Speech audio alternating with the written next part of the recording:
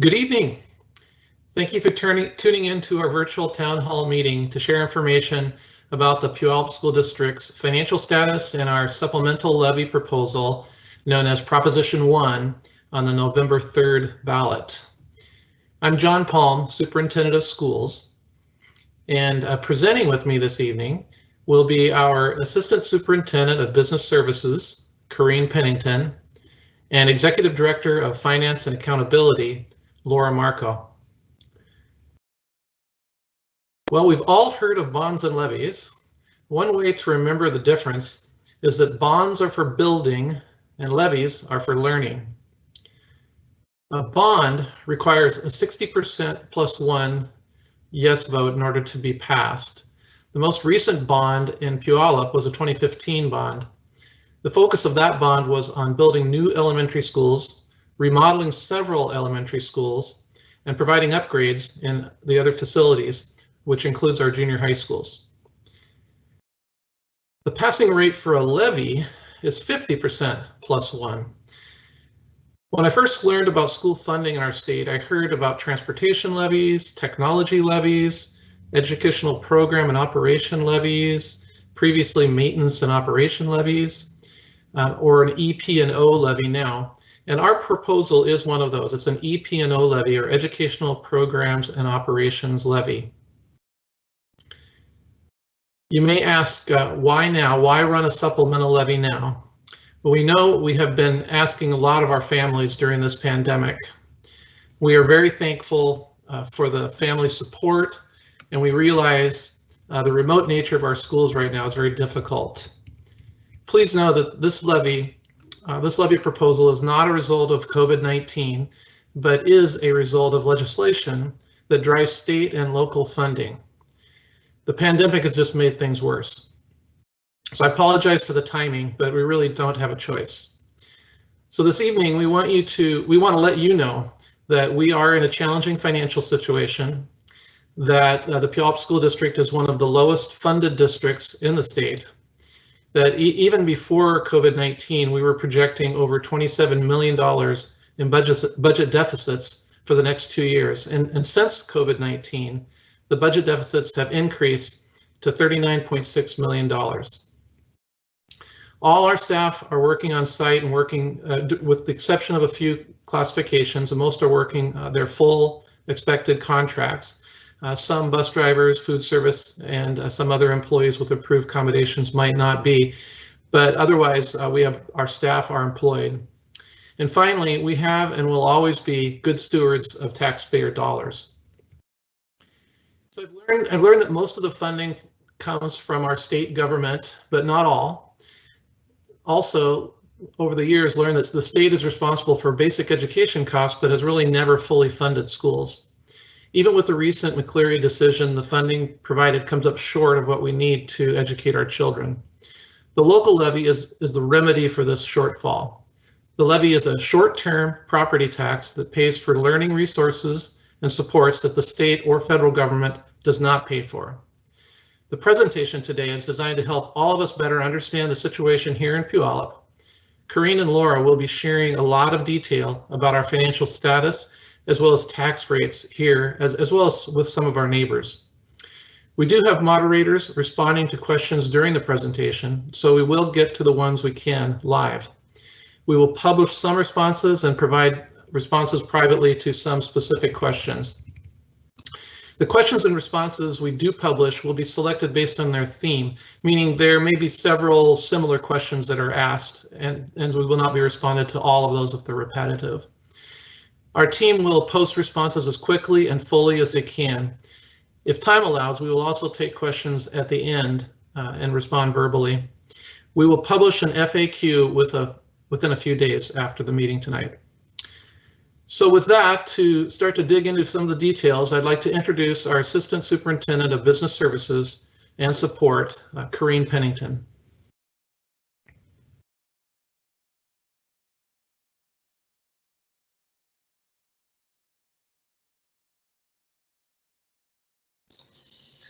Corrine, can you come off of mute, please? Thank you very much, and thank you, Dr. Palm. I want to start tonight by talking about some of the programs and services that we do offer in Puyallup. We offer a lot more than just basic education for our students. Our highest priority is always focused on students and what their needs are, what the needs are in the classroom. As you can see, we've really invested and supported a wide variety of programs to serve our students. Even during the pandemic, our teachers and administrators have partnered with our families to create and train and provide some alternate methods for teaching our students. They've been very innovative to the best of their ability in these tough times. We've also been very good stewards of public funds. We have a long history of clean audits with the Washington State Auditor's Office. They come every year. They're looking at our financial situations. They look at our compliance with grants and also just our accountability over being good stewards of public funds. We are also very careful and conservative with our fund balance, our revenues and our expenditures. In fact, we've even had some criticism at times for having what appears to be such a large fund balance. We have a policy from our board that requires that we have 15 days of operating expenses held in reserve, a contingency in case there's an emergency. And for a $330 million budget, that means it's $19 million set aside for that purpose. And that seems like a lot of money, but actually, to tell the truth, it doesn't even cover 1 month's payroll. You know, between Puyallup School District and our local hospital, Good Sam Hospital, we're the 2 largest employers in all of Puyallup. In our school district alone, we have about 3,500 employees, and as being one of the 2 largest employers, we have a significant impact on the economy. And it's not just the employees themselves, but it's also the purchases that we make within the community, and the purchases our employees make for goods and services within the community has a big impact on that. And even your home values are kind of weighed on the quality of good schools. There's with our administrators, there's a lot that we're very conscientious of as well. You'll see this is kind of a small graph, but the gist of it is the dark blue line is Puyallup. These are our neighboring districts, and it's the dollar amount that we're spending on administration, not in the school buildings, not principals, but just central administration with all of our different departments, including transportation, our maintenance and grounds. And this shows that both in the percentage of the total expenditures and also based on the amount of money spent per student, Puyallup School District is the second to the lowest. The lowest is Bethel School District, and they're spending $814 per student on all their central administration, and we're spending $816. So we're within $2 of the very lowest of all of our neighboring districts. And that's because, again, we're very focused on the students and the classrooms and what those needs are. We also have, we knew that we were going to be looking at a budget deficit even before COVID hit, and so we took some early action and made some reductions from our central management. So that's administrators and office staff. It was about another 20% reduction on top of already being the second to the lowest. So I haven't looked right now. We don't have the information right now to compare ourselves, but I'm feeling very confident that our priorities are in the right place.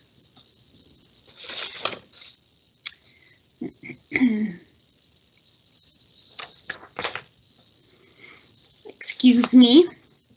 I just want to introduce you now to Laura Marco. She is our Executive Director for Finance and Accountability, and she's going to talk to us a little bit about why we need a supplemental levy.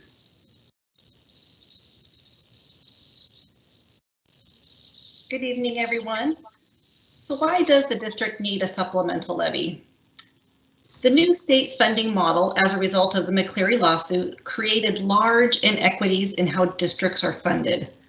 Puyallup came out on the losing end of the funding, putting us in a dire financial situation.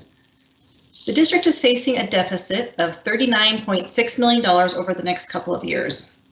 And even if the supplemental levy passes, we will still be faced with deficits over the next 4 years. Times are tough for everyone. We know that the pandemic has created financial insecurity for a lot of our families. We understand that remote learning has not been ideal and has created a huge burden for our students and families. We don't want to ask our voters for additional help, but we also have a history and reputation for providing quality educations and programs. I see real estate signs that advertise a house for sale is within the Puyallup School District boundaries because it is a selling point. The pandemic is temporary, and we hope to be back to in-person learning soon. But we have to plan for the future, and we want to make sure that we can continue providing exceptional education and program opportunities into the future. Next, I'd like to share some information about where the district's funding comes from and highlight a few key points that illustrate how we are not adequately funded.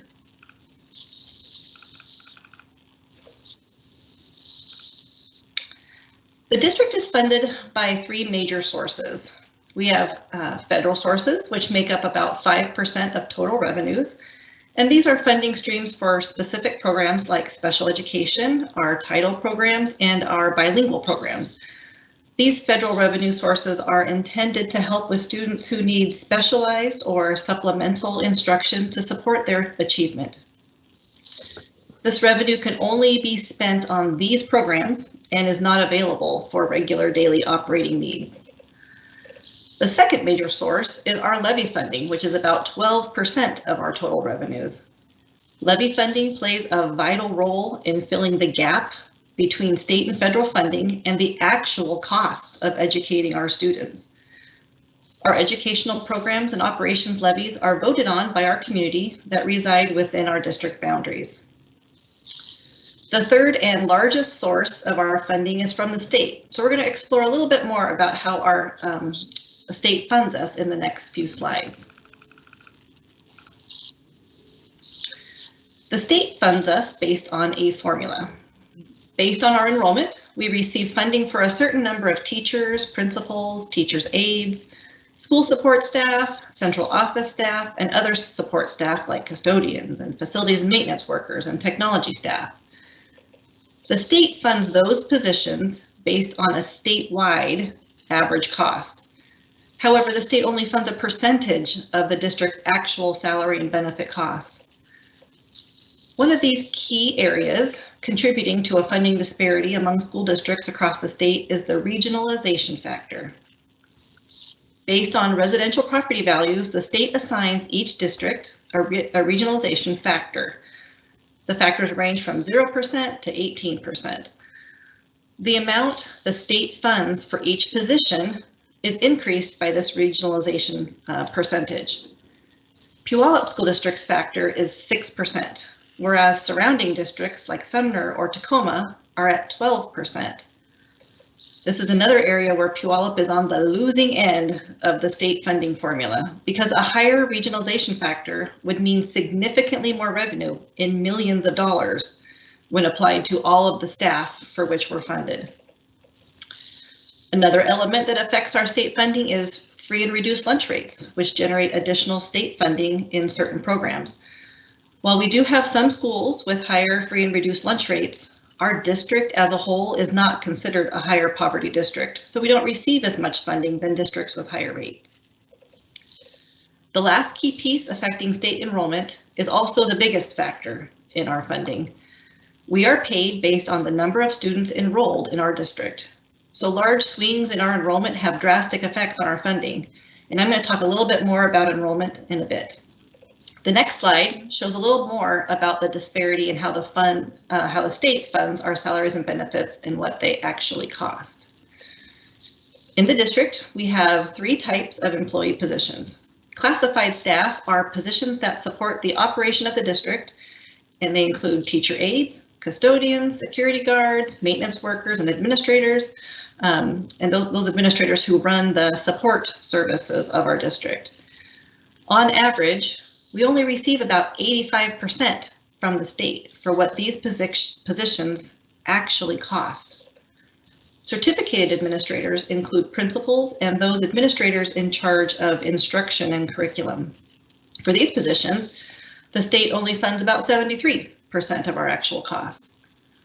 For instructional staff, which include classroom teachers, nurses, counselors, and librarians, the state funded amount is only about 85% of our actual costs. Our total budget is about 85% dedicated to salaries and benefits. The state does not adequately fund the real cost of the staff it takes to provide instruction and support for our students in classrooms. For this school year, our actual salary and benefit costs are projected at $28 million more than what we are funded for the state or from the state. As I mentioned in an earlier slide, enrollment is the largest driver of funding from the state. This year, more than any other year, we can see the financial effects that a drastic change in enrollment has on our district. Each December, we review detailed demographic information from our community, which includes new housing construction data, county birth information, and the ages of students in our neighborhoods and what grade levels in schools they are anticipated to attend. Based on that information, we develop conservative projections for enrollment for the following school year. So our original enrollment projections for an increase of 138 students for the school year was made prior to the pandemic. Then, as the effects of the pandemic hit, resulting in an economic downturn, we knew that we would most likely see a decrease in enrollment this fall based on what we've seen in the past during challenging economic times. The actual enrollment in September was down even more than we anticipated. It decreased by approximately 1,300 students from our original projection. As you can see, most of this decrease is at the elementary level, and more than 400 students just in kindergarten. A decrease of 1,300 students is significant and has major impacts on our financial sustainability.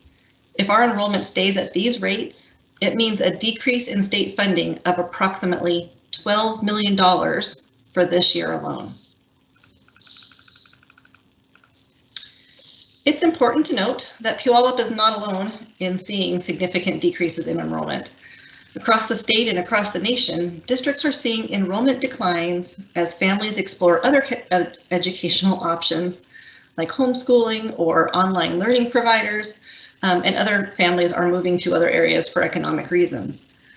As a reference, I've included the decreases that some of our neighboring school districts have experienced. You can see Federal Way has lost about 6% of their enrollment. Clover Park, 7% decrease. And Ording is about 18% decrease. Those are significant decreases. I'm going to pass it back to Corrine right now, who is going to share some information with you about the levy.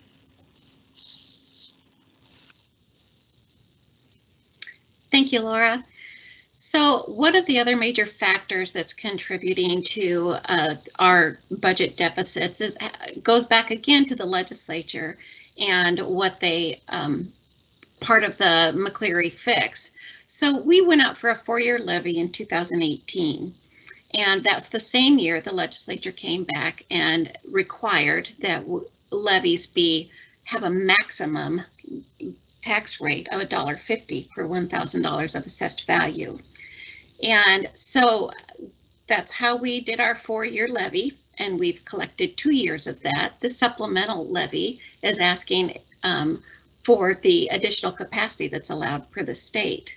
It was exactly 1 year after the $1.50 that the legislature discovered that that was a big mistake and that it was causing school districts to, that in a short period of time, really become upside down financially. Like I said, we've limped along for the last 2 years, but we've been seeing and projecting over the next 4 years definite budget deficits. And on the next slide, I was going to show some additional information. And this is really a significant slide. It really does talk about the inequity that is particular, I think, to Puyallup. I'm sure there's other districts that were the financial losers in the McCleary decision. But basically what this is comparing Puyallup and our 6% regionalization to some other comparable size schools, schools that have enrollment that is very similar to ours. And also we're collecting in 2017, we're collecting about the same amount in a levy. But the difference is how much of a percent that we lost and how much additional funding that we got as compared to them. What you'll see is we've lost 55% of our funding, whereas everyone else is much lower, 43%, 9%, 13%. And then in addition to that, if you look at the additional funding increase that we got, we lost about $24 million going down to the $1.50, and we got an additional $14.6 million. Some, like North Shore, only lost 9% of their original $51 million levy. And then they got another $54 million in additional funding.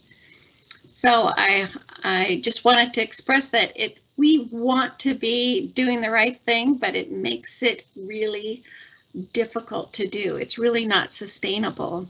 We're keeping our focus on the kids in the classroom, but it's very challenging giving our financing. Laura, would you like to go ahead and talk about other state and local funding?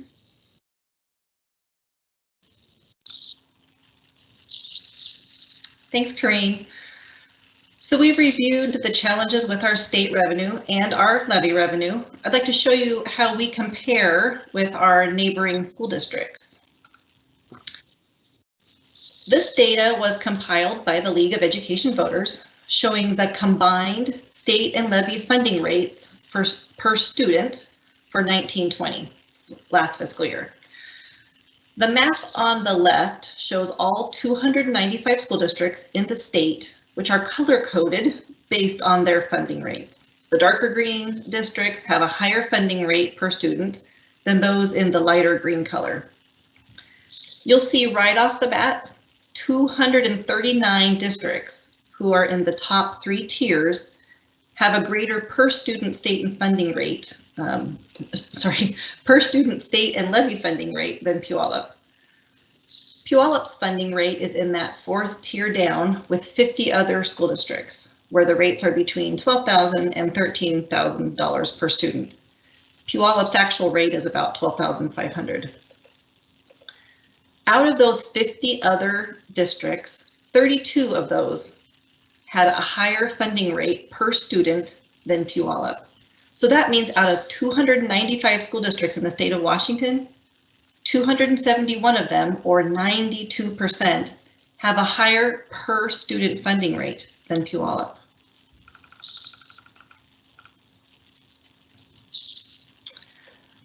These are our neighboring school districts and their estimated combined funding rates per student for the 1920 school year. What we did is we took each of our neighbors' funding rates and applied them to our enrollment of 23,000 students to see how much more funding we'd receive if we were funded at the same level. For an example, Ording receives $394 more per student than Puyallup. At their rate, we would receive $9 million more funding. At Tacoma's rate, which is $1,717 more per student than Puyallup, we would receive about $39.5 million more. These differences are astonishing. Looking at the data this way really highlights the disparities in district funding. Next, Karina's going to show some information about our tax rates and other important information about the election.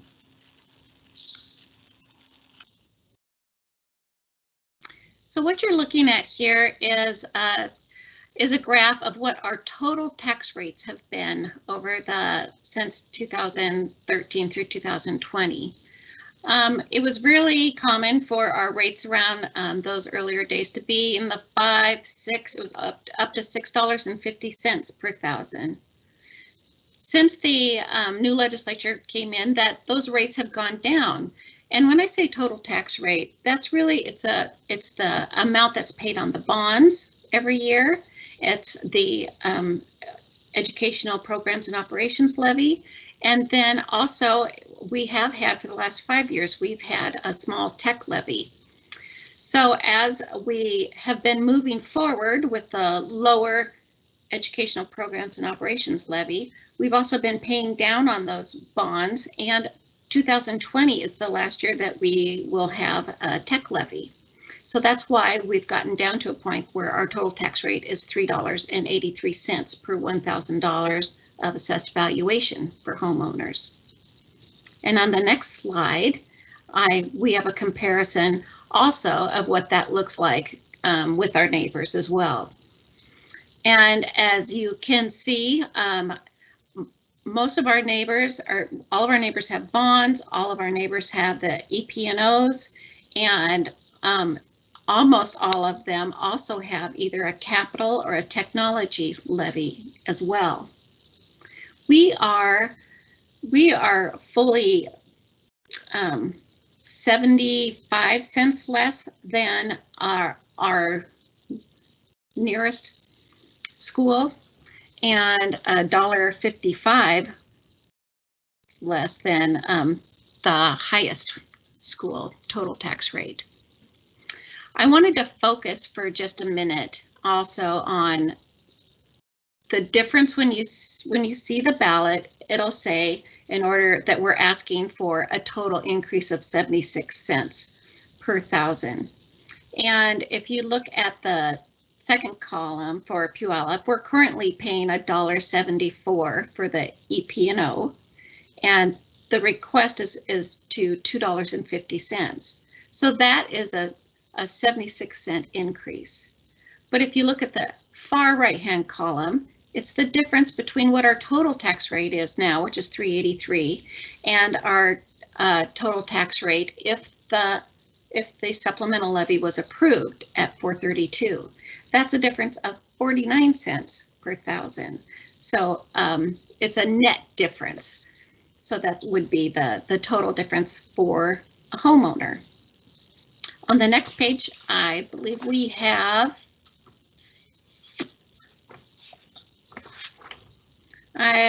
just kind of a summary of what we're dealing with.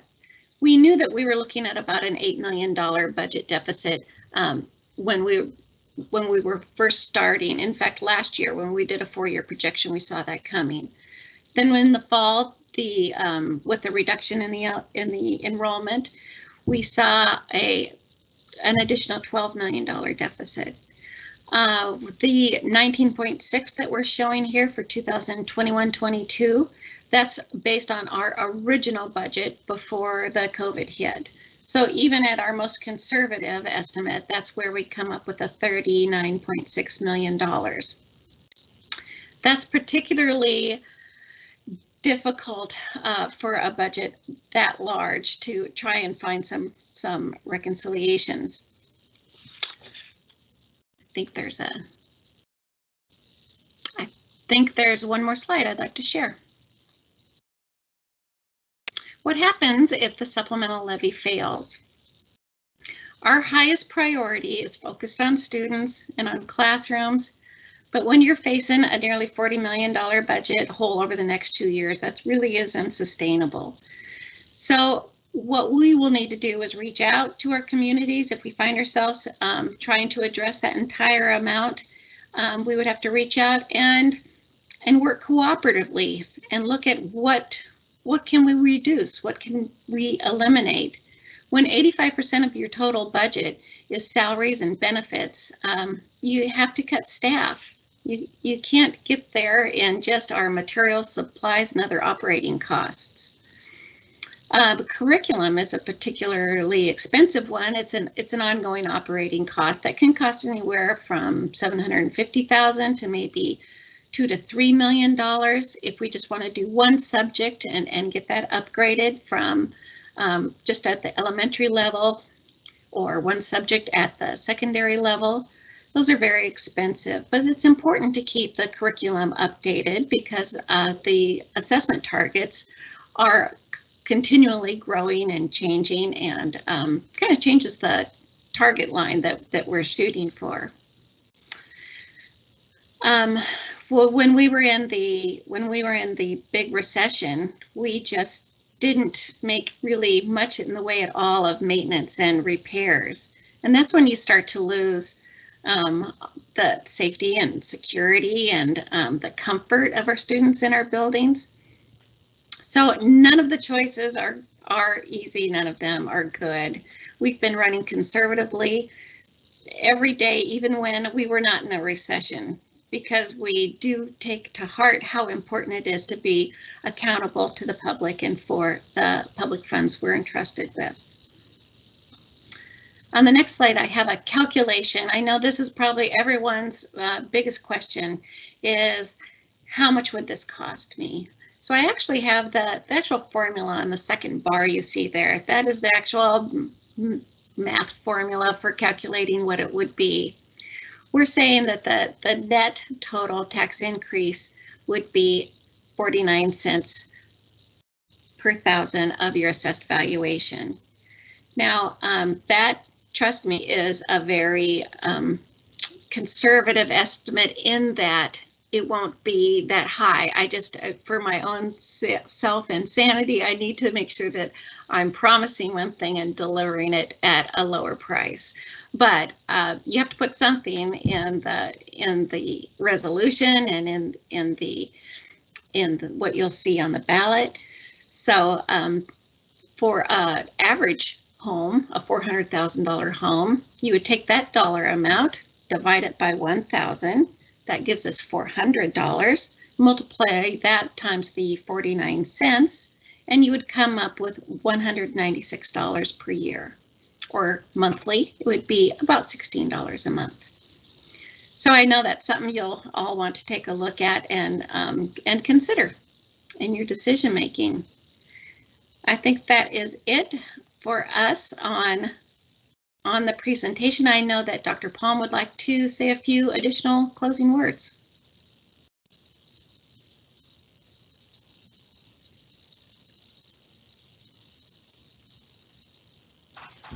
Dr. Palm, can you come to me, please?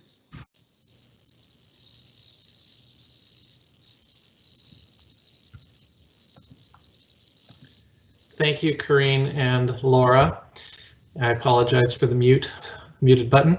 I do want to kind of close the presentation portion just by restating a couple of things. One is that we did want to let the community understand or know about and then understand our challenging financial situation, that we do have a low funding support in terms of how the funding mechanisms work in our state. And the regionalization that has been mentioned so many times is calculated based on a home values in your school district, and it also takes into account neighboring school districts. It's one of the resolutions that helped get McCleary through the legislature.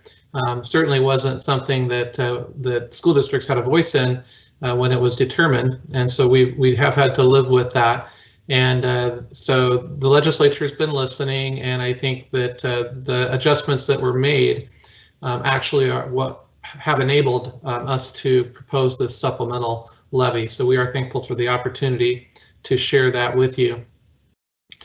I just also wanted to emphasize that the cuts that there are no decisions on any future cuts right now. We know that no matter what happens, we will have to make reductions, but we also know that those will be a lot less if the levy were to be supported. And just emphasizing that this district, I've only been with Puyallup for a short amount of time, but I can attest to a strong history of good financial management, which is really why I think Corinne did mention the audit findings, which are none. There's been clean audits here for a long time. And so that's something that is important to note. Certainly in my short time here, the district's been very attentive to responsible stewardship of taxpayer dollars. So with that, I think we did want to allow some time for some more questions, but I would just encourage you to remember to vote. Some ballots have already been received, certainly, and we just want to make sure and remind folks to vote.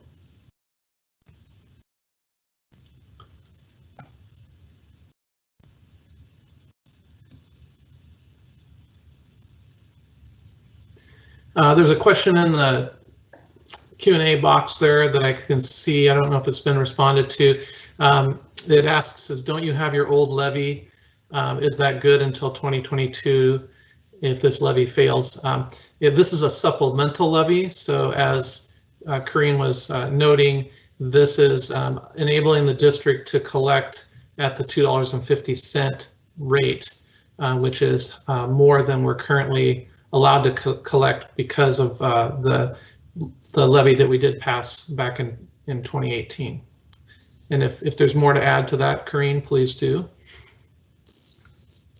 We're definitely taking the amount that we're collecting on our current levy into consideration when we're making our projections on our negative fund balance.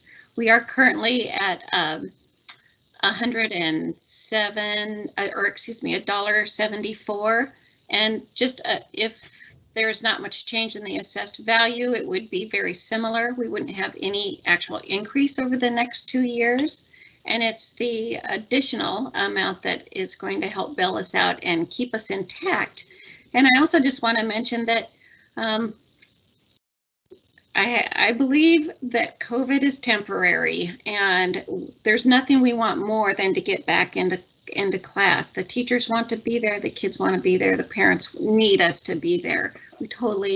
We feel that same pain.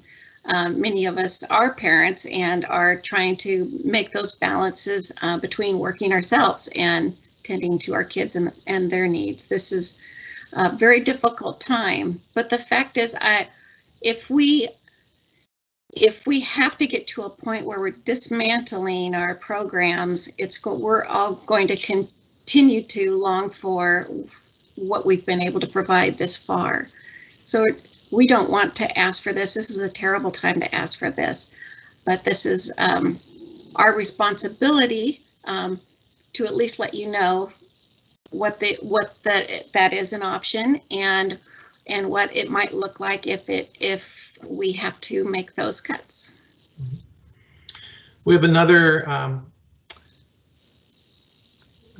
comment in the chat box, and it's not really a question. It just notes that the person posing the question wants us to open schools before November 3rd in order to support the levy. And I would just say that the schools are open. The schools are operating. We're just not able to have all of our students in the school buildings. We do have some students. We're serving about 700 students right now in in-person instruction, and so those are students who might be in some of our special programs, students we would say furthest away from educational justice, students who might have disabilities that can't be, that their education can't be met away from the school site.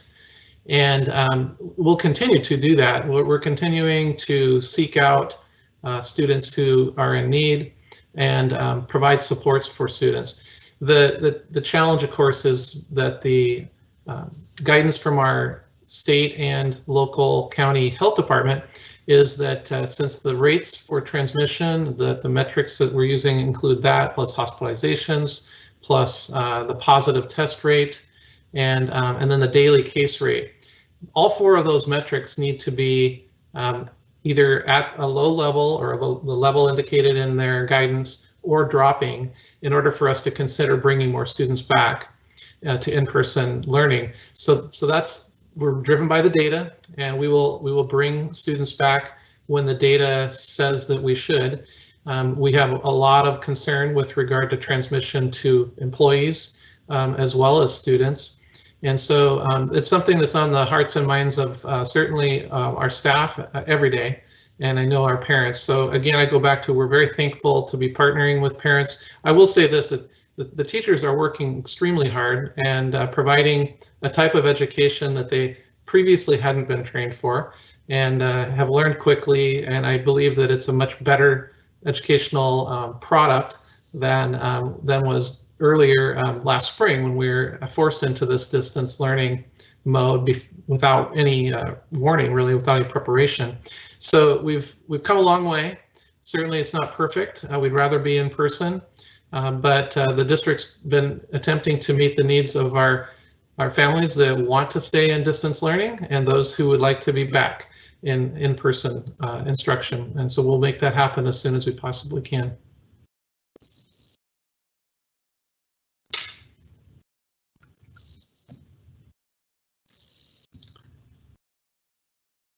I have a comment, Dr. Palm, if that's all right.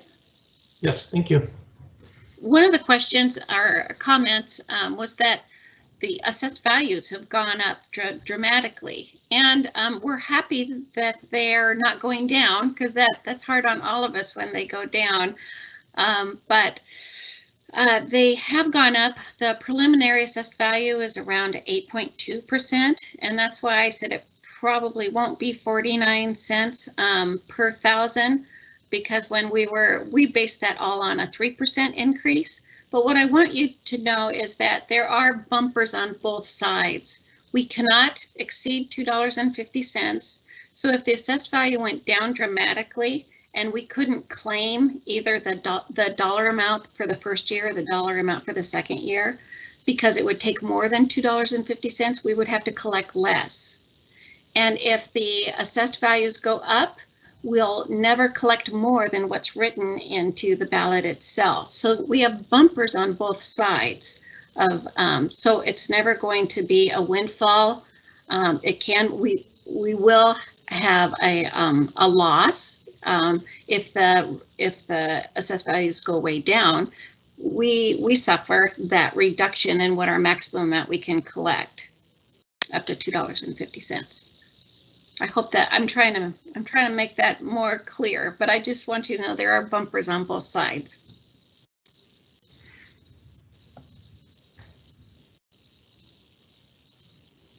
Thank you, Corrine. Just again, I'm looking back and seeing if there's any other questions. Just emphasize, there was a question, the 76 cents per thousand increase. And the reason that that's on the ballot is because it's apples to apples. We're comparing the levy to levy, but what we're sharing also is the overall tax burden would only increase by up to 49 cents per thousand, because the bond is decreasing. The actual bond amount is decreasing that we're paying back. So that's again the difference between bonds and levies. And maybe Corrine, you can maybe give a real brief little lesson on how the bonds actually work, you know, in terms of how we pay those back for folks. Sure. So when we get the authority by the public, we have an election, and they approve a dollar amount to be able to make the improvements. And in our case, we rebuilt 5 schools and made a brand new one. And so how we do that is we sell bonds, and we work really hard to have a really good credit rating, make the bonds attractive to investors by how they're packaged. And when the bonds sell, then we have, just like a mortgage, we have principal and interest payments that we make over time. And that as we continue to make those payments, because we haven't sold any new bonds since 2017, those amounts are going down every year as we service that debt. The other thing I wanted to point out too is we have had about a 5-cent levy that goes towards our technology. Now we've completed ahead of schedule all of the Empowering Puyallup, which was our technology to provide one-to-one computers for all of our students. And that's taken us about 5 years to complete. That 5-cent levy netted us about $1 million a year. But the actual cost of that over the last 5 years has been $20 million. So we've been using our regular levy to get that accomplished. And we're really in a good spot, I think, compared to a number of other districts where we were able to get everything that we needed, and it happened just as we finished it last fall. We needed to buy a few additional computers this summer, but we were ready to go with the pandemic for the one-to-one, which is better than just not being able to have any visual contact at all with your teachers and just doing packets all the time. So we're kind of proud of that. Put you on the spot again, Corrine. There's a question that the box, the Q&A box, that asks about the dollars that come in for insurance from students for the laptop distribution insurance, and how that works, and where that revenue resides, I guess. Well, we do set that aside for replacements, and we have a lot of damaged computers from time to time. We try and do as much of the repairs in-house. Many of them are not repairable, so they just have to be replaced. And if you're ever having difficulty with your computers, you bring it in and it is insured. We waive that fee for our families that are on free lunch. They qualify for the free lunch program.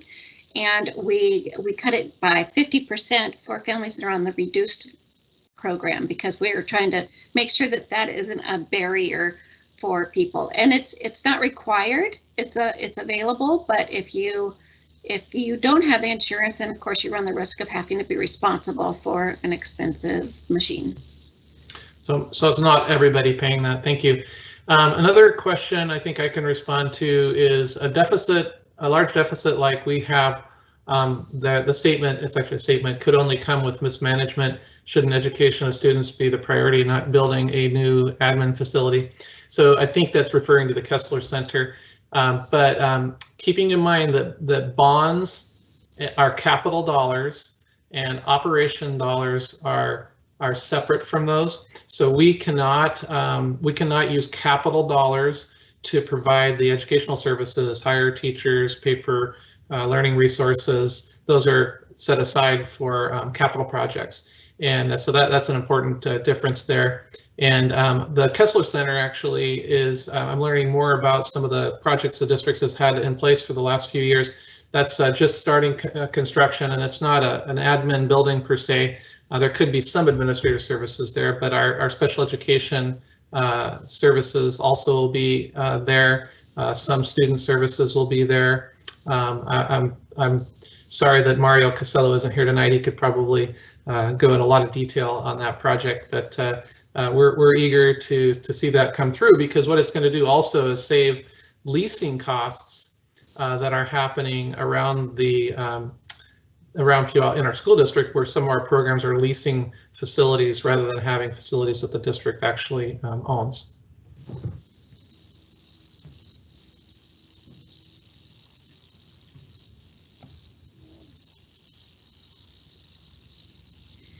Another question on the administrative cuts at the district office level. I don't know if we can really respond in detail with that, but I believe that the district cut about 19% of the central office administration. And so of the positions there, I want to say there were 11 positions eliminated and 2 new positions created. So a total net loss of 9. Is that correct, Green? That's between both capital and general fund. That's correct. Okay. And those duties were just distributed out to other staff members. So people are carrying a heavier load this year in responsibilities than they had the previous year.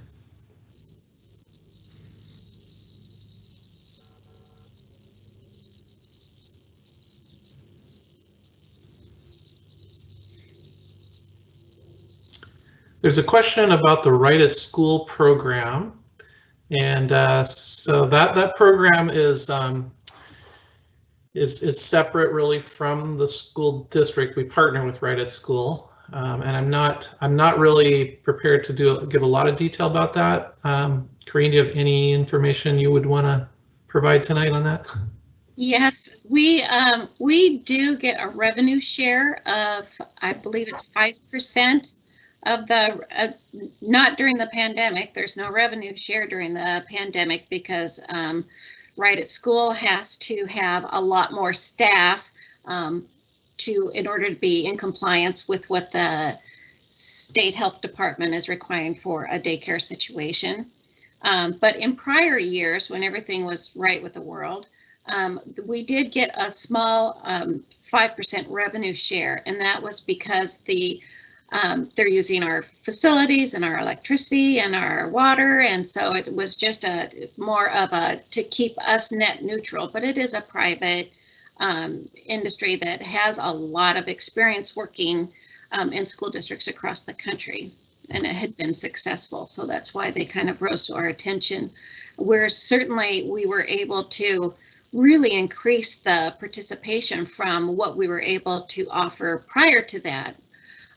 It went from about, and these are rough numbers, but from about 200 to 400 kids to like 1,600 kids were being served. So I know there are people that have those numbers, but I know it was big. There is a comment in the chat box, and I think again the level of support that is happening in the homes is really unprecedented. And I know that many of us talk about having children. I do have a grandchild who lives with me, and she's only one, and she's 8 years old, but she's only one child.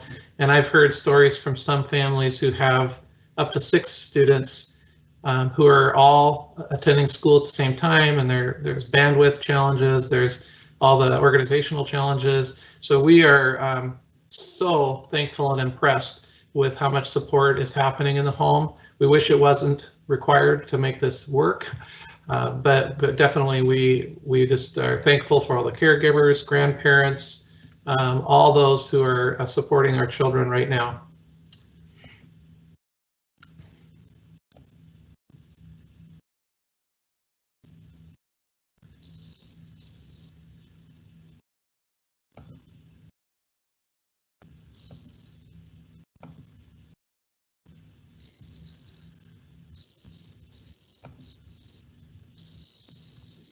See, I'm not seeing a lot of new questions. So what I did want to acknowledge, we do have a few moderators tonight who are responding to the questions. I want to thank them for being online to take care of that.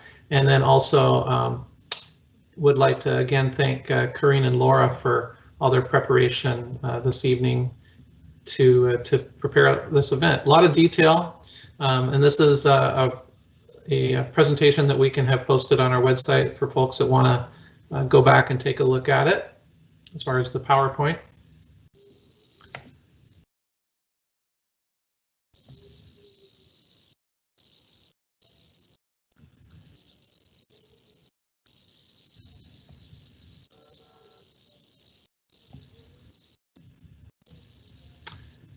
All right.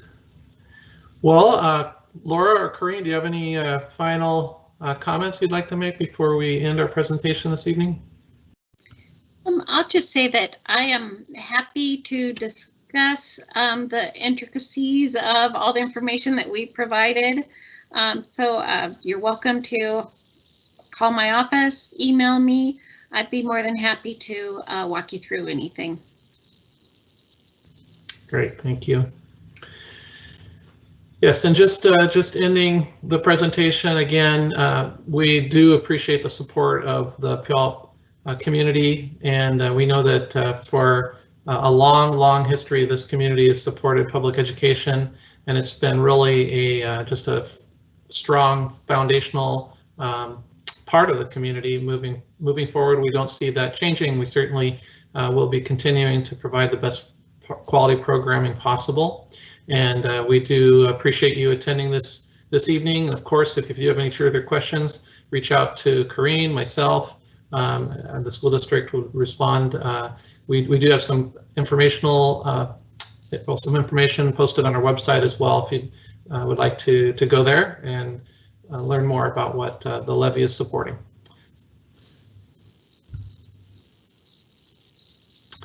Thank you, and that's going to conclude our presentation this evening. Thank you again for participating and being part of it. Thank you.